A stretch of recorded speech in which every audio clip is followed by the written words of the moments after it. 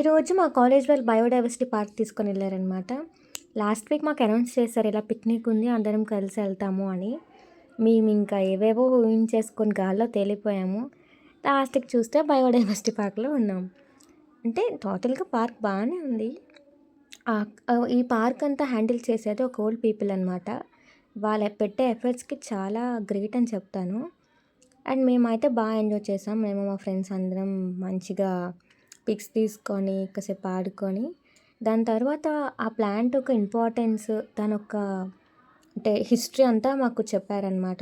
అతను ఉన్నారు కదా అక్కడ ఎక్స్‌ప్లెయిన్ చేస్తున్నారు. అతనే అనమాట ఇది హ్యాండిల్ చేసేది. అండ్ ఎవరైనా డొనేట్ చేయాలి అనుకుంటే డొనేట్ చేయొచ్చు అని చెప్పారు.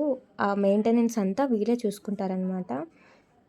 అండ్ మేమైతే కాసేపు అన్నీ చూసి, చెప్పాలంటే మేము బయాలజీ స్టూడెంట్స్. కాకపోతే మాకంత ఇంట్రెస్ట్ రాలేదెందుకో.